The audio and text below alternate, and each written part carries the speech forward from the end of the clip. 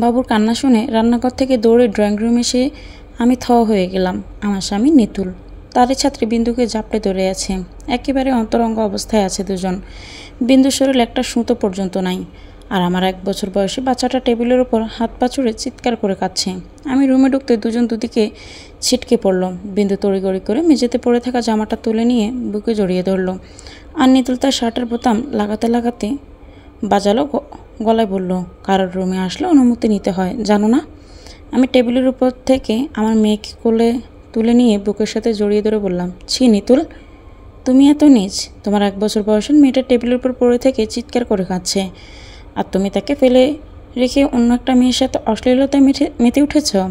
নিজের বাচ্চাটার জন্য একটু বুকটা কাঁপলো না তোমার? আমি তো তোমার কোলে তুলে দিয়ে গিয়েছিলাম বাবুকে, তুমি কি করে তাকে কোল থেকে নামিয়ে এমন পাপ কাজে লিপ্ত হলে? নিতুল আমতা আমতা করে বলল, আরে ওর পিঠে একটা তেলাপোকা ছিল, খুব ভয় পেয়ে গিয়েছিল বর্ষা, তাই আমি ওটা ছাড়াতে চেয়েছিলাম। বর্ষা এতক্ষণে মাথা উপরে তুলেছে। সে আবার শব্দ করে বলল, ভাবি, ভাইয়া ঠিকই বলেছেন। বর্ষাকে আমি এক ধমক দিয়ে থামিয়ে দিলাম। তারপর বললাম, বর্ষা, তুমি কি জানো তোমাকে আমি কতটা বিশ্বাস করতাম? জানো না, আপন বোনের চেয়েও বেশি। আর এর প্রতিদিন তুমি এভাবে দিলে? নিতুল আবার রাগান্বিত স্বরে বলল, ওকে ধমকাচ্ছ কেন? হ্যাঁ, ওর কী দোষ? বললাম না তেলাপোকা। এক ধমক দিয়ে নিতুলকে থামিয়ে দিলাম আমি, আর বললাম, ছোট লোক কখনো বড় হয় না, এদের মন মানসিকতা সবসময় নিচেই থাকে। আমারই দোষ। সবাই নিষেধ করার পরও কেন যে তোমার মতো ছোট লোককে বিয়ে করতে গেলাম? নিতুল এবার আমার গালে একটা চড় বসিয়ে দিল। ও চড়ের আঘাত সামলাতে না পেরে আমার 1 বছরের মেয়ে নোরাকে নিয়ে দূরে ছিটকে পড়লাম আমি। তারপর ওখান থেকে উঠে চোখ মুছে বললাম, তেলাপোকা সরিয়ে দিতে গিয়ে কি কারো ঠোঁটে চুমুও খেতে হয়? নিতুল আবার এসে আমার চুল টেনে ধরলো। ওরা আমার অসভ্যতা আমি দেখে আমার বাচ্চা মেয়েটা চিৎকার করে কাঁদছে। ততক্ষণ সুযোগ বুঝে বর্ষা ছটকে পড়েছে। এখন বাসায় আমি একা। নিতুল এবার আমার তার ইচ্ছে মতো শাস্তি দিবে, কিন্তু আমি কোনো প্রতিবাদ করতে পারবো না, কারণ নিতুলকে আমি আমার পছন্দে বিয়ে করেছিলাম। বাবা মা এত করে নিষেধ করলো, তবুও মানলাম না। শেষে নিতুলের সাথে যখন তারা আমার বিয়ে দিলেন, তখন বলে দিলেন, নিজের ইচ্ছে বিয়ে করেছো, এখন কোনো সমস্যা হলে নিজেই ম্যানেজ করবে, আমাদের কাছে এলে কোনো লাভ হবে না। তোমার জন্য আজ থেকে আমাদের বাড়ির গেট চিরদিনের জন্য বন্ধ হয়ে গেল। নিতুল নোরাকে আমার কাছ থেকে কেড়ে নিয়ে সোফার উপরে শুয়ে রেখে দিল। তারপর আমার চুল শক্ত করে ধরে টেনে ছিঁড়ে ফেলতে ফেলতে বলল, বড় লোকের মেয়ে বলে আমায় অপমান করিস তুই? তোর বড় লোককে আমি ছোটাচ্ছি, দাঁড়া। এই বলে সে আমার তলপেটে লাথি মারে। সঙ্গে সঙ্গে দরজার কাছে গিয়ে ছিটকে পড়ি আমি। দরজার কোনায় লেগে ঠোঁট কেটে দরদর করে রক্ত ঝরতে থাকে ঠোঁট থেকে। মুহূর্তেই আমি অজ্ঞান হয়ে যাই। যখন হুঁশ ফিরে তখন দেখি ঘরের লাইট জ্বলছে, রাত হয়ে এসেছে। ওপাশে ফিরে দেখি সোফায় নোরা ক্লান্ত শরীরে ঘুমিয়ে আছে, আর একদল মশা ভন ভন শব্দ করে উঠতে উঠতে এসে বসছে নোরার শরীরে। তারপর কামড়ে দিচ্ছে তাকে। মেঝে থেকে উঠে দাঁড়াতে গিয়ে দেখি আমার সমস্ত শরীর ব্যথায় আচ্ছন্ন। তবুও কষ্ট করে উঠি। উঠে ধীর পায়ে নোরার কাছে যাই। নোরাকে কোলে তুলে নিয়ে আদর করতে গিয়ে আমার চোখ ভিজে উঠল জলে। মনে পড়ে গেল আমার বাসর রাতের কথা। নিতুল আমার হাত ধরে সেদিন বলেছিল, নিশু, তুমি কি জানো তোমায় আমি কতটা ভালোবাসি? আমি লজ্জামাখা গলায় বললাম, কতটা? নিতুল বলল, সারা পৃথিবী মানুষের সব ভালোবাসা এক করলে যতটা হবে ঠিক ততটাই। ওর কথা শুনে আমি চোখ ভিজিয়ে কেঁদে ফেলেছিলাম। ওর বুকে মাথা গুঁজে ওর রুম কূপ ভিজিয়ে দিতে দিতে বলেছিলাম, আমি ভুল করিনি নিতুল, আমার জীবনের শ্রেষ্ঠ উপহার আমি পেয়ে গেছি। এই সেই নিতুল যাকে এর আগেও একবার সন্দেহ হয়েছিল আমার। বাবু যখন আমার পেটে, তখন একদিন ডাক্তারের কাছে গিয়েছিলাম আমি আমার শাশুড়িকে নিয়ে। ওখান থেকে ফেরার পরে দেখি ঘরের দরজা ভেতর থেকে বন্ধ। দরজা নক করতে নিতুল দরজা খুলল না। দরজা খুলল সে খানিক পর। দরজা খোলার পর তাকে দেখা গেল খুব এলোমেলো। গালে লিপস্টিকের দাগ, ঘাড়ের নিচে একটা খামচির দাগ, সেই দাগে জমে আছে রক্ত। দেখে আমার কেমন সন্দেহ হলো। সঙ্গে সঙ্গে আমি ভেতরে গিয়ে খুঁজতে লাগলাম কেউ আছে কি না, কিন্তু কাউকে না পেয়ে আশাহত হয়ে যখন আমার রুমের দিকে পা বাড়ালাম, ঠিক তখন আলমারিতে কেমন একটা শব্দ হলো। দৌড়ে গিয়ে দেখি নিতুল পেছনের দরজা বন্ধ করে দিচ্ছে। আমি ওকে সন্দেহমাখা গলায় বললাম, এখানে কি করছিলে তুমি? না মানে দরজাটা খোলা ছিল তাই লাগিয়ে দিলাম। আমি তখন দরজার কাছে গিয়ে দরজাটা খুলতে চাইলে নিতুল বলল, দরজাটা খুলো না। আমি বললাম, কেন? এমনি। না, আমি খুলবো। তুমি কাকে বের করে দিয়েছো এখান দিয়ে? মিজান এসেছিল, ওকে বের করে দিয়েছি। মিজানকে ঠোঁটে লিপস্টিক মাখে? কী সব আবল তাবল বকছ?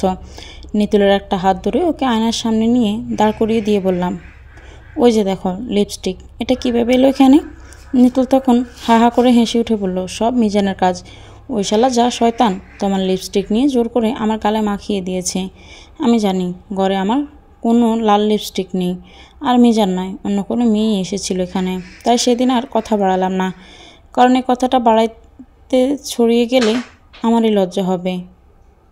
মানুষ আমার দিকে আঙুল তুলে দেখিয়ে বলবে, ওই যে ওর স্বামী ঘরে অন্য মেয়ে এনে মেলামেশা করে। সেদিন রাতে শুধু নিতুলের মা অর্থাৎ আমার শাশুড়ির কাছে বলেছিলাম মা, আপনার ছেলে অন্য একটা মেয়ের সাথে খারাপ সম্পর্কে আছে। আমার শাশুড়ি শুনে চমকে উঠে বললেন, এ কথা কে বলেছে তোমারে? মিশে মানুষের কান কথা শুই না তুমি আমার ছেলের সন্দেহ করতে পারো না। আমি বললাম, মা, আমি ওর গালে লিপস্টিক দেখেছি। লিপস্টিক দেখলেই কি ফরমান হয় যে আমার ছেলে অন্য মেয়ের লগে কুকাজ করছে? এইসব কথা তোমার কাছে কে লাগাইছে শুনি? ব্যাককল মাইয়া, মানুষের কাছে ভালো লাগতেছে না তোমার এমন সুখের সংসার দেখা। তারা চাইতেছে না তুমি ভালো থাকো। শাশুড়িকে সেদিন কোনোভাবে বিশ্বাস করাতে পারলাম না যে তার ছেলে অপরাধী, কিন্তু আমি সেদিন থেকে সতর্কই ছিলাম। ওই মেয়ে কে ছিল আমি জানতে পারিনি, তবে বর্ষাকে আমার খুব ভালো মনে হয়েছিল। শান্ত সভ্য একটা মেয়ে, ক্লাস 10-এ পড়ে, নিতুলকে ভাইয়া বলে ডাকে। ধর্মের প্রতিও গভীর মনোযোগ আছে তার। এমনকি আজকে আমাদের বাসায় এসে আসরের নামাজ পড়ে তারপর পড়তে বসেছে। এমন একটা মেয়ে যে এমন কাণ্ড করবে তাকে কোনোদিন ভাবতে পারতাম আমি? বাবুকে ঘুম পাড়িয়েছি, রাত অনেক হয়েছে। নিতুল এখনও ফিরছে না। আমার শাশুড়িও বাড়িতে নেই, তার বোনের বাড়ি বেড়াতে গিয়েছেন। একা একা এই বাড়িতে থাকতে আমার কেমন ভয় করছে, মনে হচ্ছে ভয়ে এবার আমি মরেই যাব। কোনোদিন এভাবে একা থাকিনি। নিতুলকে ফোন করতে আমার ইচ্ছে হচ্ছে না, ওর মতো পাপির সাথে কথা বলার কোনো ইচ্ছে নেই আমার। আমি এবার ফোন দিলাম আমার শাশুড়িকে। আমার শাশুড়ি ফোন ধরলেন। 3বার ফোন দেওয়ার পর তিনি রিসিভ করে বললেন, এত রাতে ফোন দিলা যে বউ? আমি কাঁপা কাঁপা গলায় বললাম, আপনার ছেলে এখনও বাসায় ফেরেনি মা। সে কি বাচ্চা নাকি যে তার নিয়ে তোমার ভয় করতে হইব? বন্ধুদের সাথে বোধহয় আড্ডা দিতেছে, ঘুম পাইলেই আসবো না বাসায়। আমার শাশুড়ি সেই শুরু থেকেই এমন কাটা কাটা কথা বলেন আমার সাথে। আজও ভেবেছিলাম আমার শাশুড়ির কাছে বলবো নিতুলের করা নোংরা কাজটার কথা, কিন্তু বলার আগে তিনি যা ব্যবহার করলেন তারপর আর সাহস থাকে না তার কাছে তার পুত্রের এসব দুষ্কর্মের কথা বলার। নিতুল বাসায় ফিরল শেষ রাতের দিকে। আমি তখনই বিছানার চাদর খামছে ধরে কাঁদছিলাম, আর জানালার ফাঁক গলে ভেসে আসা জ্যোৎস্নায় দেখছিলাম রাজকন্যার মতো সুন্দর আমার মেয়ের মুখখানি। তখন ফিসফিস করে ঘুমন্ত নোরার কানে বলেছিলাম, মারে, তোর জন্য শুধু আমি কিছুই করতে পারবো না, তুই আমার পথে বাধার পাহাড়। কেন যে তোর জন্ম হলো? তারপর নোরার কপালে একটা চুমু খেলাম। সন্তানের কপালে চুমু খাওয়া যে স্বর্গীয় অনুভূতি তা সন্তানহীন কোনো মানুষ কি করে বুঝবে? নোরাকে চুমু খেতে আমি শব্দ করে কেঁদে উঠলাম। নিতুল তখন খাটের উপর পা ঝুলিয়ে বসে বলল, কী গো, এখনও মায়া কান্না কাঁদছো তুমি? এখনও ব্যাপারটা বলতে পারোনি না? আমি ওর সাথে কথা বললাম না, আপার মনে কাঁদতেই থাকলাম। নিতুল আমার হাতটা ধরতে চাইল। আমি জট করে হাতখানা সরিয়ে নিয়ে বললাম, খবরদার, হাত ছোঁয়ার চেষ্টাও করবা না। নিতুল ঠোঁটা হাসে ঝুলিয়ে বলল, ছুলে কী করবে? আমি রাগে কাঁপতে কাঁপতে বললাম, হাতটা কেটেই ফেলে দিব। এবার নিতুল হা হা করে অট্ট হাসিতে মেথে উঠল। তারপর হাসি থামিয়ে বলল, এই শোনো, হাত তো কেটেই ফেলবে, তার আগে হাত দিয়ে তোমার একটু আদর করতে দেই বাবু।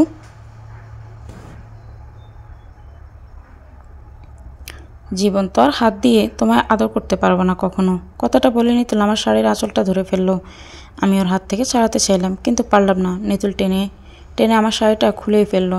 তারপর আমার নগ্ন শরীরে কয়েকটা স্থির চিত্র তুললো ওর ফোনের ক্যামেরা দিয়ে।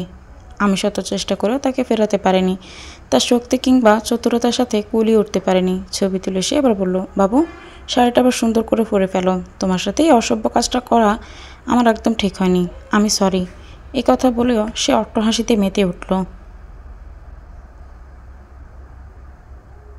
আমি কিছুই আর করতে না পেরে অসহায়ের মতো হাউমাউ করে কাঁদছি। নিতুল এবার আমার চুলের আলতো করে হাত বুলিয়ে দিয়ে বলল, বাবু দেখো, তোমার জন্য কি সুন্দর একটা গিফট এনেছি, দেখলেই তোমার কান্না থেমে যাবে। রাগে আমি তাকাতে না চাইলেও কি মনে করে যেন তাকালাম। নিতুল তখন তার ফোনের স্টোরেজ থেকে বের করে যা দেখালো তা দেখে আমার মাথা একেবারে ঘুরে উঠল। বর্ষার সাথে নিতুলের নোংরামি করছে সে চলমান ভিডিও আমার চোখের সামনে তুলে ধরলো।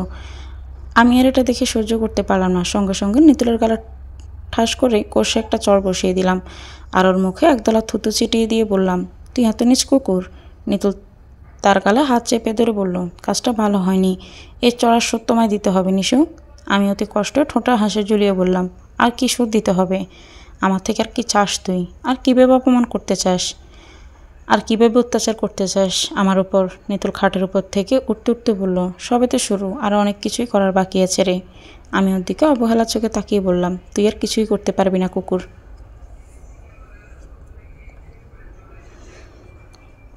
নিতুল হা হা করে হেসে উঠে বলল, এই দেখ, ভালো করে তাকিয়ে দেখ। নিতুল তার ফোনের গ্যালারি থেকে একটা একটা করে ছবি বের করে দেখাতে লাগলো। সবগুলোই আমার ছবি, আমি নগ্ন দেহের ছবি। ছবিগুলোর দিকে আর তাকিয়ে থাকতে পারছি না আমি। চোখ থেকে টপ টপ করে জল নামছে গাল বেয়ে, গলা ছেড়ে কান্না আসছে প্রচণ্ড। আমি কান্না মাখা গলায় বললাম, নিতুল, তুমি এমন করতে পারলে আমার সাথে? আমি না তোমার সবচেয়ে কাছের মানুষ ছিলাম, সবচেয়ে আপন মানুষ ছিলাম। নিতুল, তুমি কি করে ভুলে গেলে? শুধুমাত্র তোমার জন্য বাবা মা ভাই বোন আর কোটি কোটি টাকার প্রপার্টি ফেলে রেখে তোমার কাছেই ঘর বেঁধেছিলাম আমি। আমি তো তোমার কাছে দামি শাড়ি গাড়ি কিংবা গহনা চাইনি, শুধু দুটুকু ভালোবাসাই চেয়েছিলাম। তোমাকে আমার করে চেয়েছিলাম। কি করে তুমি আমার সবটুকু বিশ্বাস এভাবে অবলীলায় নষ্ট করে দিলে? কথাগুলো বলতে বলতে আমার কান্নায় মুখ ভরে এলো, কিন্তু আমি কষ্টে কান্নাকে চেপে দেখে স্বাভাবিক গলায় বললাম, নিতুল, আমি তোমার সাথে আর থাকবো না, চলে যাব, আজ এক্ষুনি চলে যাব। নিতুল একথা শুনে হাসিতে ফেটে পড়ে বলল, চলে যাও, এক্ষুনি চলে যাও, কিন্তু সমস্যা হলে কী জানো? তুমি চলে গিয়ে আরও বিপদে পড়বে। অন্ধকার ব্যতীত তোমার আর কোনো পথ নেই। আলোর দিকে এগিয়ে গেলে মানুষ তোমায় দেখিয়ে বলবে, ওই যে দেখো, এই মেয়েটাই তো না যার ছবিগুলো ভাইরাল হয়েছে। নিতুল বিকট হাসিতে ফেটে পড়ল। ওর হাসি এসে আমার কানের পর্দা কাঁপিয়ে তুলছে, চোখের জ্যোতি বিকীর্ণ করে দিচ্ছে, গলার স্বর স্তব্ধ করে দিচ্ছে। মনে হচ্ছে এক্ষুনি আমি মাথা ঘুরে পড়ে যাব। তারপর আমার চোখের সব আলো নিভে যাবে, গলার স্বর স্তব্ধ হয়ে যাবে, আর ভেতরে কাঁপতে থাকা আত্মা নামক পাখিটা উড়ে যাবে গত হওয়া আরও কিছু আত্মাদের কাছে। ভোরবেলা নোরার দাদিকে ফোন করলাম। তিনি ফোন রিসিভ করে গমগমে গলায় বললেন, কি হয়েছে? কেউ মুর্শিদ উঠছে নাকি? এত সকালবেলা কেউ কাউরে মোবাইল করে? তুমি কি মুসলমানের মাইয়া না? নামাজ কালাম নাই? কোরআন শরীফ পড়ানোর সময় না এটা? এ সময় কেউ কাউরে ফোন দেয়? কিছু বলার আগে তিনি যে মেসেজ দেখালেন, তখন আর ভয়ে কথা বলার সাহস থাকে? ভাগ্যিস তখন নিতুল ঘুমেছিল। ও যদি সজাগ থাকতো তবে কি আর ফোন করা যেত তার মায়ের কাছে? এবার ভাবলাম বর্ষাদের বাসায় নম্বরে একটা ফোন দিব, নিতুল ঘুমিয়ে থাকতে থাকতে কাজটা করব। বারান্দায় গিয়ে দাঁড়িয়ে বর্ষাদের ফোন দিয়ে তার মাকে বলবো, আন্টি বর্ষার কাছে দিন একটু, তারপর বর্ষার সাথে কথা বলবো। বর্ষাদের নাম্বারে ডায়াল করতে ওপাশ থেকে ফোন রিসিভ করলো বর্ষাই। আমি একটা আননোন নাম্বার থেকে ওকে ফোন দিয়েছিলাম, যাতে করে সহজে ওর হাতে ফোন থাকলে রিসিভ করে। বর্ষার ফোন রিসিভ করে বলল, হ্যালো, আসসালামু আলাইকুম, কে বলছেন? ওয়ালাইকুম সালাম। বর্ষা, তুমি ফোনটা কেটো না প্লিজ, আমি তোমার নিশু ভাবি। বর্ষা ফোনটা কাটলো না, কিন্তু ওপাশ থেকে একেবারে চুপ হয়ে গেল। আমি এবার বললাম, বর্ষা, তোমার কথা বলতে হবে না, তুমি শুধু আমার কথাগুলো মন দিয়ে শোনো প্লিজ। বর্ষা, তুমি কিন্তু ওপাশ থেকে কেটে দিও না। বর্ষা ফোন কাটলো না ওপাশ থেকে। আমি এবার অনুনয় গলায় বললাম, বর্ষা, তোমার যে আপন বড় বোন আছে, ওই যে শিলাপু, শিলাপুর সাথে তুমি এমন একটা বিশ্বাসঘাতকতা করতে পারতে বোন? নিশ্চয়ই পারতে না, কারণ ও তো তোমার রক্তের বোন। ওর সংসারে তোমার ভাগ্নি আছে। তাছাড়া তোমার বোন একটা সুন্দর সংসার তোমার জন্য ভেঙে যাক, তা কখনোই তুমি চাইতে না। কিন্তু আমার বেলায় তো আর কোনো সমস্যা নেই, আমি তো তোমার কেউ হই না। আমার সংসার ভেঙে গেলে, মেয়েটা বাবা হারা কিংবা মা হারা হয়ে গেলে তো তোমার কোনো দুঃখই নেই এতে। কিন্তু বর্ষা, বিশ্বাস করো, আমি তোমাকে নিজের আপন বোনের মতোই বিশ্বাস করেছিলাম। ও যে 4 বছর আগে নিজের বাবা মা ভাই বোন রেখে এসেছিলাম, তারপর তো আপন বলতে নিতুল আর মা আর তুমি রোজ আমার এখানে আসতে, পড়তে, গল্প করতে, নামাজ পড়তে, ধর্মীয় উপদেশ বাণী শোনাতে আমায়। আমার খুব ভালো লাগতো এসব। মনে হতো আমার আপন বোনটি আমার ঘরে বেড়াতে এসেছে। আমার এমন বিশ্বাসটা কীভাবে তুমি নষ্ট করে ফেললে বোন? বর্ষার টু শব্দ পর্যন্ত করছে না, নির্জুম হয়ে আমার কথাগুলো শুনছে। আমি এবার প্রায় কাঁদো কাঁদো গলায় বললাম, তোমার পায়ে পড়ি বর্ষা, তোমার আল্লাহর দোহাই, তুমি ভুলে যাও নিতুলকে। তুমি আমার সংসারটা ভেঙে যেতে দিও না, প্লিজ ভেঙে যেতে দিও না। কথাগুলো বলতে বলতে বারান্দায় গ্রিল ধরে কাঁদছিলাম খুব। হঠাৎ পেছন থেকে চুল টান পড়ায় ব্যথায় কুকিয়ে উঠে পেছনে তাকিয়ে দেখি নিতুল আমার চুল টেনে ধরেছে। আমি ভয়ে কাঁপতে কাঁপতে বললাম, কোথাও ফোন করিনি আমি কোথাও ফোন করিনি। নিতুল আমার হাত থেকে খপ করে ফোনটা কেড়ে নিয়ে ডায়াল থাকা নাম্বারটা দেখলো। তারপর মোবাইল ফোনটা এক ঢিলে ছুঁড়ে মারলো আমাদের বাসার বাম পাশে বয়ে যাওয়া ময়লার ড্রেনে। আমি ওর দিকে জলভরা চোখে অসহায়ের মতো তাকিয়ে রইলাম। নিতুল এবার তার গলার স্বর বিকৃত করে বলল, বর্ষাকে ফুসলানো হচ্ছিল না, এখন থেকে ফুসলানো হবে। আমার ভয়ের বদলে এখন রাগ হচ্ছে। নিতুলের প্রতি ঘৃণা আমার শরীরে রি করছে।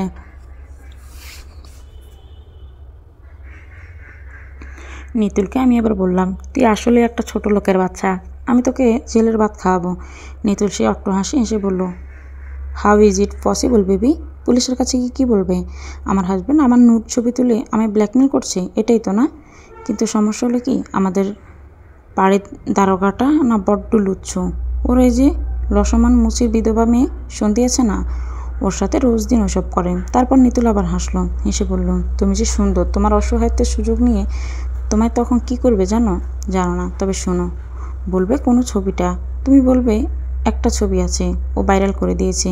তখন দারোগা ফেসবুক ঘেঁটে বের করে বলবে, এটা যে তোমার নোট, তার প্রমাণ কি? তুমি বলবে আমি ভিকটিম, আমার কথাই প্রমাণ। দারোগা তখন লুচু হাসি হেসে বলবে, আইন তো তোমার কথাই শুনবে না, কাপড় খুলো, টেস্ট করে দেখতে হবে। আইন প্রমাণ ব্যতীত কোনো অ্যাকশান নেয় না। তুমি তখন অবাক হবে, হাত জোর করে কাঁদবে, কিন্তু চরিত্রহীন দারোগা তুমি আজ তো ছাড়বে না। এখন ভাবো তুমি কোনটা করবে? ভাইরাল হয়ে তোমার জীবনের সব কিছু হারাবে, নাকি চুপ থাকবে? চুপ থাকলে ভয় নেই, বর্ষাকে 2 দিন পর ইউজ করে ছেড়ে দিব। অ্যানশিয়েন্ট জিনিস আমি চয়েস করি না। আবার নিতুল অসভ্য আমি জানতাম, কিন্তু এতটা বর্বর তা আগে জানতাম না। ওর মুখ থেকে সব কিছু শোনার পর আমার চোখ ঝাপসা হয়ে এসেছে। মনে হচ্ছে এই পৃথিবীর সবচেয়ে বড় যে অসহায় মানুষটি আছে, সে আমি ছাড়া আর কেউ না। আমি ইচ্ছে করলে বর্ষার পরিবারের মানুষদের কাছে সব কিছু বলে দিতে পারতাম, কিন্তু বলিনি এই জন্য যে আমার মনে হয়েছিল বর্ষা বোধহয় কোনো একটা ফাঁদে আটকে গেছে। পৃথিবীর সবচেয়ে ভয়ানক ফাঁদ হলো ভালোবাসার ফাঁদ। এই ফাঁদে কেউ আটকে গেলে তার নিজেকে বাঁচানো দুষ্কর হয়ে পড়ে। এই ফাঁদে আমি যেমন করে আটকে গেছি, বর্ষাও তেমন করেই আটকে গেছে হয়তো। আর ওর বয়স কম, 13 থেকে 16 বছর বয়সী মেয়েগুলো বেশি আবেগপ্রবণ হয়। এরা বাস্তবতা বোঝে না, মনে কিছু একটা আটকে গেলে তা নিয়েই ভাবতে থাকে সর্বক্ষণ। আমি শুধু সময়ের অপেক্ষাই করছিলাম। নিতুল যখন ঘর থেকে বের হয়ে যাবে, তখন আমি বর্ষার সাথে যেভাবেই হোক যোগাযোগ করব। ঘরের ডায়েরিতে ওর নাম্বার লেখা আছে, আমি ওকে ফোন করব আবার। আমাদের বাসার সামনে মোড়ে আমার পরিচিত এক টেইলার আছে, খুব ভদ্র একটা ছেলে, আমাকে বাবি ডাকে। ওর ওখানে আমাদের সব কাপড় চোপড় তৈরি করি। ওর কাছ থেকে ফোনটা ধার নিয়ে আসবো। কিন্তু নিতুল আজ বাসা থেকে নড়ছে না, যেন সে আর কখনো বাসা থেকেই বের হবে না। এমনিতেই আমার মন ভালো না, কাঁদতে কাঁদতে মাথায় ব্যথা করছে। এখন মাথা ধরা নিয়ে বিছানায় শুয়ে আছি। নোরা আমার পাশে চুপচাপ শুয়ে থেকে খেলছে। এমন ভোর সন্ধ্যায় নিতুল এসে আমার পাশে শুয়ে পড়ল। আমি খানিক সরে যেতে চাইলে ওর জন্য পারলাম না। আমায় জাপটে ধরে বলল, আজ আমি তোমার কাছেই থাকবো।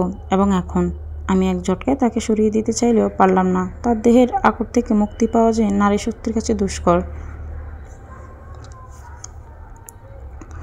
নিতুল তার ইচ্ছে মতো আমি ভোগ করেছে। আমি ওর কাছ থেকে নিজেকে মুক্ত করতে চাইছি, কিন্তু পারছি না। আমার মেয়েটা কাঁদছে, ভয় পাচ্ছে, নয়তোবা সে ভাবছে তার চরিত্রহীন পিতার নিষ্ঠুরতার কথা। নিতুল বাসা থেকে বের হয়ে গেল রাত্রি নামলে। নিজেকে তখন আমার কী যে হালকা মনে হলো। তড়িৎ নোরাকে নিয়ে ওনা দিয়ে ভালো করে শরীরটা ঢেকে চলে গেলাম সামনের মোড়ের কাছে।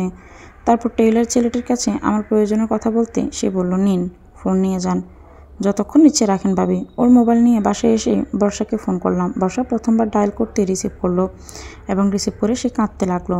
আমি অবাক হয়ে বললাম, কাঁদছো কেন বর্ষা? বর্ষা কান্নার জন্য কথা বলতে পারছে না। আমি তাকে খানিক সময় কাঁদতে দিলাম। তারপর সে খানিক স্থির হয়ে বেজা গলায় বলল, ভাবি, আমি অনেক বড় অপরাধ করে ফেলেছি। এই অপরাধের কোনো ক্ষমা নেই। কিন্তু বিশ্বাস করুন, আমি ওর চাল ধরতে পারিনি, আটকে গিয়েছি ওর পাতানো জালে। তারপর আবার কাঁদতে লাগলো বর্ষা। আমি এবার একেবারেই পরিষ্কার হলাম যে আমার ধারণাই ঠিক, নিতুল ওকেও আটকে ফেলেছে জালে। বর্ষা বলল, ভাবি, আমি অত কিছু বুঝতে পারিনি। আমি যখন ক্লাস 9-এ পড়ি তখন থেকেই নিতুল ভাইয়া আমার সাথে প্রেমের গল্প বলতো। আমার দেখে কেমন করে তাকাতো, ওনার তাকানোটা আমি বুঝতাম না, কিন্তু আমার ভেতর তখন কেমন যেন লাগতো। কেন জানি মনে হতো তার কথাগুলো শুনতে আমার খুব ভালো লাগে। তার তাকানোটা আমার বুকের ভেতর বিদ্যুৎ খেলে যায়। আমি শুধু চুপ করে ওর কথাগুলোই শুনেছিলাম। বর্ষা খানিক সময় থেমে গিয়ে আবার বলতে শুরু করলো, সেদিন সেদিন ছিল ভ্যালেন্টাইন্স ডে। নিতুল ভাই আমার সাথে স্কুলে দেখা করতে গেল হঠাৎ। তখন আমার বান্ধবীরা তাদের বয়ফ্রেন্ডদের কাছে যাচ্ছিল। তখন আমার নিজেকে খুব একা মনে হচ্ছিল। মন কেমন নিয়ে যখন আমি স্কুলের গেট পেরোলাম, ঠিক তখন দেখতে পেলাম নিতুল ভাইয়াকে। তার হাতে টকটকে লাল গোলাপ। আমি তাকে দেখে হেসে ফেললাম আর ভাবলাম কার জন্য অপেক্ষা করছেন তিনি। কিন্তু নিতুল ভাইয়া আমায় সম্পূর্ণ অবাক করে দিয়ে আমার কাছে এলেন। তারপর বললেন, চলো। আমি অবাক হয়ে বললাম, কোথায় যাব? নিতুল ভাইয়া বললেন, তোমায় নিয়ে আজ নিরুদ্দেশ হয়ে যাব। ভাবি, আমি অত কিছু তখন ভাবিনি। একবার আমার মনে পড়েনি আমি ভুল করছি না ঠিক করছি, কিংবা তার সাথে কোথাও যাওয়া আমার আদৌ উচিত কিনা। আমি তবুও দাঁড়িয়েছিলাম। অন্য সব মেয়েরা যেমন তার প্রেমিকের সাথে অভিনয় করে দাঁড়িয়ে থাকে, আর আমি মনে মনে ভাবে ও আমার হাতটা ধরে অভিমান ভাঙিয়ে দেখ। আমারও তখন তেমন মনে হয়েছিল। আর নিতুল ভাইয়া তখন ঠিক সেই কাজটাই করেছিল। সে আমার ডান হাতটা খপ করে ধরে বলল, চলো এবার। আমি লজ্জায় আড়ষ্ট হয়ে উঠে তার সাথে হাঁটতে লাগলাম। হেঁটে বড় রাস্তার কাছে আসতেই নিতুল ভাইয়া রিক্সা ডাকলো। তারপর বলল, উঠো, রিক্সায় উঠো। আমার রিক্সায় উঠতে কেমন আড়ষ্টতা কাজ করছিল। নিতুল ভাইয়া তখন আমার হাতটা টেনে ধরে রিক্সায় উঠিয়ে নিলেন। তারপর তিনিও আমার সাথে উঠে বসলেন। রিক্সায় বসে তিনি আমার সাথে নোংরামো কিছু করছিলেন, কিন্তু তখন আমি মোহে অন্ধ ছিলাম। তার হাতের স্পর্শ, ঠোঁটের ছোঁয়া, আমার কাছে মনে হয়েছিল এটাই তো স্বাভাবিক, এমনই তো হয়। রিক্সা করে তিনি আমায় নিয়ে গেলেন জয়নুল আবেদিন পার্কে। ব্রহ্মপুত্রের তীরের কাছে গিয়ে কাশবনের কাছে আমায় নিয়ে দাঁড়ালেন। তখন নদী থেকে ছুটে আসছিল শীতল বাতাস। সেই বাতাসে আমার চুল উঠছিল। আমার চুলগুলো আলতো ছুঁয়ে দিয়ে নিতুল ভাইয়া বললেন, এই যে তোমার চুল ছুঁয়ে দিচ্ছি আমি, ঠিক ওভাবে তোমার মনটাকে আমি ছুঁয়ে দিতে চাই। আমার শরীর তখন কাঁপছিল, আর আমি না চাইতেও লজ্জা শরম ভেঙে মুখ থেকে ছড়িয়ে পড়ছিল একটি কথা। আমি বলে ফেলেছিলাম, আপনি আমার সবটুকু মন ছুঁয়ে দিয়েছেন, সবটুকু মন বিস্তার করেছেন। এখন শুধুই আপনিই আমার মন। নিতুল ভাইয়া তখন আমায় জড়িয়ে ধরে বললেন, আবেগ দিয়ে সবসময় ভালোবাসা হয় না, এটা তোমার মুখের কথা। আসলে তুমি আমায় মোটেও ভালোবাসো না। আমি তখন প্রায় কেঁদেই ফেললাম। নাক মুখ লাল করে সর্দি জমা গলায় বললাম, আপনি কিভাবে বিশ্বাস করবেন আপনাকে আমি ভালোবাসি? নিতুল ভাইয়া বললেন, সেটা সময় আমি বুঝে নিব, তোমার কর্মকাণ্ডেই আমি ধরে নিব তুমি আমার আসল প্রেমিকা নাকি প্রতারক। আমি জানি না আমার কি হয়েছিল তখন, কেন জানি মনে হয়েছিল এই নিতুল ভাইয়া ছাড়া আমার জীবন অচল। আমি নিতুল ভাইয়া জামার কলার চেপে ধরে তখন বলেছিলাম, আপনি আমার সাথে বেইমানি করলে মরে যাব আমি। কিন্তু এই সম্পর্কটার যে কোনো ভিত্তি নাই, নিতুল ভাইয়া যে ম্যারিড, এসব কিছু তখন আমার ভুলেও মনে পড়েনি। নিতুল ভাইয়ের সাথে যে আমার সম্পর্কের কোনো পরিণতি নেই, তাও মনে পড়েনি। আমার কেবল মনে হয়েছিল তখন যে করেই হোক এই মানুষটার সাথে আমার সম্পর্ক টিকিয়ে রাখতে হবে, তাকে হ্যাপি রাখতে হবে। আমি তো তাকে অনেক ভালোবেসে ফেলেছি। বর্ষার কথাগুলো শুনছিলাম আর মনে হচ্ছিল তখন আমার মোহের কথা। আমিও একসময় সত্য মিথ্যা যাচাই না করে নিতুলকে পেতে মরিয়া হয়ে উঠেছিলাম। তখন মনে হয়েছিল পৃথিবীতে শুধুমাত্র আমার একজন মানুষই আছে, সে আমার নিতুল। নিতুলকে ছাড়া আমি এক নিমিষেও বেঁচে থাকতে পারবো না। বাবা মাকে ভুলে গিয়ে গছ ছাড়লাম এই মোহমায়ার কারণেই। যদি সেদিন বাস্তবতাটুকু বুঝতে পারতাম, আমি সত্য মিথ্যার প্রভেদ বুঝতে পারতাম, তবে আমার এই দুর্দিন ঘটতো না। বর্ষা আমায় বলতে শুরু করলো, সে বলল, নিতুল ভাইয়ের প্রতি উইকনেসটাই আমার জীবনের কাল হয়ে দাঁড়ালো। তিনি যখন তখন আমার সাথে আমার উইকনেসের সুযোগ নিয়ে নোংরামো করতেন। পড়াবার নাম করে নানান ছলে আমার সাথে অসভ্যতামি করতেন। একদিন তিনি হঠাৎ করে রাতে ফোন করে বললেন, বর্ষা, দরজা খোলো। আমি অবাক হয়ে বললাম, দরজা খুললে কি হবে? তিনি বললেন, খোলো না আগে। আমি দরজা খুললাম আর অবাক হয়ে গেলাম নিতুল ভাইয়া দরজার সামনে দাঁড়ানো। ভয়ে আমার শরীর কেঁপে উঠল। নিতুল ভাইয়া টুপ করে আমার রুমে ঢুকে গেলেন। তারপর ভেতর থেকে আমায় টেনে নিয়ে দরজা লক করে দিলেন। আমি ভয়ে তখন চুপসে গেছি, একেবারে কাঁপছি ঠক ঠক করে। নিতুল ভাই আমার সাথে তখন নোংরামো করতে চাইলেন। আমি বাধা দিতে চাইলে তিনি বললেন, আমি কিন্তু শব্দ করব, জোরে কথা বলে উঠব, তখন দেখবে তোমার বাবা মা এসে তোমায় গলা টিপে মেরে ফেলবে। নিতুল ভাইয়ের কথা শুনে আমি ভীষণ ভয় পেয়ে গেলাম আর তার সব কথা মেনে নিলাম। সেদিনই আমার সবচেয়ে বড় ভুলটা হয়েছিল। নিতুল ভাইয়া ভয় দেখিয়ে আমার নগ্ন ছবি তুলেছিলেন, ভিডিও করেছিলেন। তারপর থেকে রোজ দিন এই ছবি আর ভিডিও ভাইরাল করে দেবার ভয় দেখিয়ে তিনি আমায় ইউজ করছেন। এমনকি ভাবি, আমার এক বান্ধবী যে ছিল ক্লাসের সবচেয়ে সুন্দরী, তার সাথে রিলেশন করিয়ে দিতে বললেন তিনি। আর সেদিনই আমি বুঝতে পেরেছিলাম কত বড় ভুল করে ফেলেছি আমি। কিন্তু ততক্ষণে আমার সব পথ বন্ধ। নিজের সম্মান রক্ষা করতে গিয়ে নিতুল ভাইয়ের কথা মতো আমার বান্ধবী মিতুর কাছ থেকে নিতুল ভাইয়ের বিষয়ে খুব প্রশংসা করলাম। সে যে ম্যারিড তা না বলে বললাম আনম্যারিড, এবং কখনো সে কারোর প্রেমে পড়েনি। কিন্তু মিতুর ভাগ্য ভালো, সে বলেছিল 3 দিন পর জানাবে নিতুল ভাইয়ের সাথে সে রিলেশন করবে কিনা। কিন্তু 3 দিন পার হওয়ার আগে নিতুল হুট করেই বিয়ে হয়ে গেল। সে বেঁচে গেল, আমি বাঁচতে পারিনি। আজও দুঃখে দুঃখে মরছি। নিতুল ভাইয়া যা বলছে তাই করছি। আমি ওর হাত থেকে বাঁচতে চাই ভাবি, কিন্তু বাঁচার কোনো উপায় খুঁজে পাচ্ছি না। বর্ষার মুখ থেকে কথাগুলো শুনি আমি একবারে জমে গেলাম। এত নিকৃষ্ট হতে পারে একজন মানুষ! ছি, খুব ঘেন্না হচ্ছে ওর প্রতি আমার। ইচ্ছে করছে আজই ওকে বিষ খাইয়ে মেরে ফেলি, কিন্তু সাহস করতে পারি না। নিতুল যা চতুর, সে আমার ফাঁদে পা দেওয়ার আগে 1000বার তার ফাঁদা আমায় ফেলে দিয়ে গুলিয়ে ফেলবে। সে ফাঁদ থেকে আর কোনোভাবেই আমি বেরিয়ে আসতে পারবো না, কোনো দিন না। টেইলার ছেলেটা ভীষণ বোকা। নিতুল পরদিন সকালবেলা ওর দোকানে গিয়েছিল তার শার্ট ছিঁড়ে যাওয়ার একটি বোতাম লাগাতে। আর তখন টেইলার ছেলেটা বলল, ভাই, ভাবি আসছিল কালকে। নিতুল হয়তো বা জানতে চাইল তখন কেন আসছিল। আর ছেলেটি বোকার মতো সরল মনে বলে দিল, কি একটা দরকারে আমার ফোন নিতে আসছিল। নিতুল তৎক্ষণাৎ শার্ট ওখানে খুলে রেখে খালি গায়ে এসে গেল বাসায়। আর এসে কোনো কথা না বলে আমার চুল টেনে ধরে ফেলে দিল ফ্লোরের উপর। আমার কোলে তখন নোরা ছিল। নোরার সঙ্গে সঙ্গে আমার কোল থেকে পড়ে গিয়ে কান ফাটানো চিৎকার করে কান্না শুরু করলো। কিন্তু পাষাণ পিতা তার মেয়ের এই চিৎকার একটুও কানে তুলল না। মেয়ের দিকে এক পলক তাকালো না পর্যন্ত। সে আমার চুলের মুঠো ধরে বারান্দার দিকে আমায় টেনে নিয়ে যেতে লাগলো। এভাবে আমি টেনে নিয়ে যাওয়ার কারণে হাত পা আর পিঠের ছাল উঠে যেতে লাগলো। তবু আমার কি হচ্ছে সেদিকে খেয়াল না করে নোরাকে দেখছি আমি, আর চিৎকার করে বলছি, আমার সাথে এমন করছো কেন তুমি? নোরার কাছে যেতে দাও আমায়, মেয়েটার মাথাটা বোধহয় ফেটে গেছে। আমি অনুনয় করে বলেছি, কাঁদছি, কিন্তু কাজ হলো না। নিতুল এত পাষাণ, নিজের রক্তের মেয়েটার প্রতিও একটু মায়া নাই তার। নিতুল আমার গলা চেপে ধরল এবার। তারপর বলল, মেরে ফেলি তোকে? মেরে ফেলি? আমি তখনও জানি না নিতুল আমার সাথে এমন করছে কেন। আমি এবার কাঁদতে কাঁদতে বললাম, তুমি আমার সাথে এমন করছো কেন? আমি কি অপরাধ করেছি? কি করেছি আমি, বলো। নিতুল তখন দাঁত কটমট করতে করতে বলল, নাগর দৌড়ছিস তুই মাগি, 12 বাতারি কোনখানকানের। আমি অবাক হয়ে ওর দিকে চোখ বড় বড় করে তাকালাম। নিতুল তখন বলল, চোখ বড় করছিস কেন? আমার উপর রাগ উঠছে? আমারে গিল্লা ফেলবি ডাকে? গিল, তাইলে গিল আমারে। কথাগুলো বলে নিতুল আমার দিকে তার মুখ এগিয়ে এলো। আমি ভয়ে গড়িয়ে গড়িয়ে খানিক দূরে সরে যেতে লাগলাম। নিতুল তখন আমার শাড়ির আঁচলটা টেনে ধরে ফেলল। তারপর বলল, নড়বি তো মরবি, এখান থেকে সরলে শাড়ি খুলে রেখে যাইতে হবে। আমি আর একটুও নড়লাম না। আমি জানি নড়লে নিতুল যে অসভ্য তার কথা সে ফলাবেই। আমি ঠায় পড়ে থেকেই কাঁদতে লাগলাম। নিতুল তখন আমার কাছে এসে বসে আমার মাথার উপর দিকে তুলে নিয়ে আমার চোখের কাছে মুখটা নিয়ে গিয়ে বলল, কী রে, কাঁদছিস কেন এখন? কষ্ট হচ্ছে না খুব? আহারে বেচারি। আচ্ছা, ওই ছেলেটার কাছ থেকে ফোন আনতে গিয়েছিলি কেন রে তুই? নিতুলের মুখ থেকে কথা শুনে আমার বুক কেঁপে উঠল। কি সর্বনাশ! তাহলে নিতুলের কাছে বোকা ছেলেটি সব কিছুই বলে দিয়েছে। নিতুল আমায় চুপ হয়ে থাকতে দেখে বলল, কিরে, চুপ করে আছিস কেন? বল, কেন ওর মোবাইল ফোন এনেছিলি?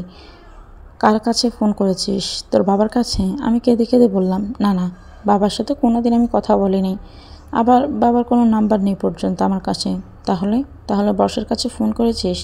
আমি জানতাম তুই ওখানেই ফোন করবি, গত পরশুও তো করেছিলি। কি বলছিস ওর কাছে, বল। আমি বললাম, নোরার কাছে আমায় যেতে দাও আগে, তারপর বলবো কি বলেছি। ওরা তখনই চিৎকার করে কাঁদছে। নিতুল এবার আমায় যেতে দিল। নোরার কাছে গিয়ে দেখি ফ্লোরে পড়ে ওর মাথা ফেটে উঁচু হয়ে গেছে, হাতের এক জায়গায় ছাল উঠে গেছে। মেয়েটাকে কোলে নিয়ে বুকের সাথে মিশিয়ে চুপি চুপি বললাম, আগে ভেবেছিলাম তোর জন্য সব সহ্য করব, তোর জন্য ওর ঘর করব, কিন্তু এখন মনে হচ্ছে তোর জন্যই আমি ওকে ছেড়ে দিব। তোকে নিয়ে আমি নিরাপদ কোথাও চলে যাব, এমন নরপশুর কাছে তোকে নিয়ে আমি আর এক দণ্ডও থাকবো না। নোরাকে শক্ত করে ধরে কাঁদছি, ওর কপালে চুমু খাচ্ছি। নোরা তবুও কান্না থামাচ্ছে না। নিতুল আবার আমার কাছে আবার এলো, এসে বলল, বল কী বলেছিস ওর কাছে তুই? আমি আবার ঝাঁঝালো গলায় বললাম, বলেছি তোকে আমি খুন করব, বিষ খাইয়ে মারবো তোকে। নিতুল হা হা করে হেসে উঠল, তারপর বলল, তুই বড্ড বেড়ে গেছিস রে হারামজাদি। আমায় তুই এখনও ভালো করে চিনিস না, তোকে আমি নাচাবো এখন থেকে, বলে সে আমার কোল থেকে নোরাকে কেড়ে নিয়ে গিয়ে বলল, মেয়েকে যদি এখন শেষ করে দিই তখন সহ্য করতে পারবি রে তুই? এই পারবি? নিতুল শেষ কথাটা বলল ধমক দিয়ে। আমি হতবিলম্ব হয়ে গেলাম। পৃথিবীতে কি এমন নিষ্ঠুর পৃথাও আছে যে নিজের সন্তানকে খুন করে ফেলার কথা বলে তার স্ত্রীকে ভয় দেখায়? আমি ভয় পাচ্ছি, সত্যি ভয় পাচ্ছি। ভয় পাচ্ছি এই কারণে যে নিতুল এতটাই খারাপ যে তার পক্ষে নিজের মেয়েকে খুন করে ফেলাও কঠিন কিছু না। আমি ওর কাছে এসে ওর পায়ে পড়ে গিয়ে বললাম, না না, আমার মেয়েকে কিছু করবে না, আল্লাহ দোহাই লাগে, ওর কিছু করবে না। নিতুল আবার বলল, নাও আমার ফোন নাও, আর বর্ষাকে ফোন করে বলো সে যেন তার ঘরের দরজা খোলা রাখে, কারণ তুমি তার সাথে দেখা করতে যাবে আজ রাতে। আমি বললাম, আমি কেন তার সাথে অত রাতে দেখা করতে যাব? নিতুল হা করে হেসে উঠে বলল, বোকা মেয়ে, কিছু বোঝে না, তুমি তো শুধু মুখে বলবে আর তা বিশ্বাস করে দরজা খোলা রাখবে বর্ষা, কিন্তু দেখা করতে যাব আমি, ওর সাথে আসল দেখাটা আজ করে আসবো আমি। কথাটা বলে নিতুল হাসতে লাগলো, ভয়ঙ্কর হাসি, যে হাসি দেখলে মনে কাঁপন ধরে, শরীরের সব কোটি লোমকূপ সজারুর কাঁটার মতো দাঁড়িয়ে যায়। মনে হয় আমার সামনে কোনো অসুর হাসছে, এই অসুর সব কিছু ধ্বংস করে ফেলবে, একে যেভাবে হোক বধ করতে হবে, কিন্তু বধ করার উপায় তো খুঁজে পাচ্ছি না আমি। নিতুল বলল, নাও মোবাইল নিয়ে বর্ষাকে ফোন দাও। আমি খানিক সময় ভেবে ওর কাছ থেকে ফোন হাতে নিলাম, তারপর বর্ষার নাম্বার খুঁজে বের করে ওকে ফোন করলাম। বর্ষা প্রথম দুবার ফোন রিসিভ করলো না, সে ফোন রিসিভ করলো তৃতীয়বার। ফোন রিসিভ করে সে ওপাশ থেকে চুপ করে রইল। আমি কি বলবো না বলবো বুঝতে পারছি না, তাই মোবাইল ফোনে চেপে ধরে দাঁড়িয়ে আছি বোকার মতো। আমার হাত পা কেমন কাঁপছে, ভয় পাচ্ছি খুব। নিতুল তখন জানি আবার আমায় আঘাত করে বসে। আমি কথা বলছি না দেখে নিতুল নোরার গলা চেপে ধরল। গলা চেপে ধরে সে আমায় বোঝাতে চাচ্ছে আমি কথা না বললে নোরাকে সে মেরে ফেলবে। আমি ভয়ে কাঁপতে কাঁপতে বললাম, হ্যালো। ওপাশ থেকে বর্ষা আটকে উঠলো খানিক, আটকে উঠে গলায় সে বলল, ভাবি। আমি তখন আর নতুন কোনো কথা না বলে সরাসরি বলে ফেললাম, বর্ষা, আজ কিন্তু তুমি তোমার ঘরের দরজা গভীর রাত পর্যন্ত খোলা রাখবা। ওপাশ থেকে বর্ষা অবাক হয়ে বলল, কেন ভাবি? দরজা খোলা রাখবা কেন শুধু শুধু? আমি কাঁপা কাঁপা গলায় বললাম, আজ আমি তোমার সাথে দেখা করতে আসবো, অনেক কথা আছে তোমার সাথে, প্লিজ তুমি দরজাটা খোলা রেখো। বর্ষা বলল, ভাবি আপনি অত রাতে কী করে আসবেন? নিতুল ভাইয়া আসতে দেবে আপনাকে? সে তুমি ভেবো না, আমি যেভাবে হোক আসবো। বর্ষা বলল, ঠিক আছে ভাবি, খুব সাবধানে আসবেন কিন্তু। আমি আচ্ছা বলেই ফোন রেখে দিলাম। তারপর নিতুলের হাতের মোবাইল দিয়ে নোরাকে একটানে ওর কাছ থেকে আমার কোলে নিয়ে ঘরের ভেতর চলে গেলাম। নোরা আমার কোলে এসে আমার বুকে এমনভাবে মাথা গুঁজে নিল যে ওখান থেকে আর কিছুতেই মাথা উঠাচ্ছে না সে, যেন কোনো মুরগির বাচ্চা চিলের হাত থেকে ছাড়া পেয়ে তার মায়ের কাছে এসে মায়ের পালকের ভিতর ঢুকে যেতে চাচ্ছে। নোরার দিকে তাকিয়ে আমার খুব কান্না পাচ্ছে, মনে হচ্ছে ওর কপাল কী পরিমাণ খারাপ। পৃথিবীতে মনে হয় একমাত্র মেয়ে নোরাই, যার পিতা তাকে হত্যার কথা বলে, গলায় চেপে ধরে ভয় দেখায়। নিতুর সন্ধ্যাবেলায় ঘর থেকে বের হয়ে চলে গেল। তার মন আজ উৎফুল্ল। হয়তো বর্ষার সাথে এই কদিন সে কোনোভাবে দেখা করতে পারেনি, তাই আজ সে এই ফাঁদের ভেতর দিয়ে বর্ষাকে আটকে ফেলতে চাইছে। বর্ষা কি পারবে আজ এই অসুরের হাত থেকে বাঁচতে? রাত বাড়ছে, আমি জানি নিতুল সন্ধ্যা রাত কখনোই বর্ষাদের বাড়িতে যাবে না। সে যাবে যখন রাত শেষ হয়ে যেতে থাকে, তখন সব মানুষ ঘুমিয়ে থাকবে, আর সে তার চাওয়া পাওয়া মিটিয়ে নেবে এই সুযোগে। বর্ষার দরজা খোলাই ছিল, দরজা ঠেলে টুপ করে ওর ঘরের ভিতর ঢুকে গেলাম আমি। বর্ষা খাটের উপর হয়ে শুয়েছিল।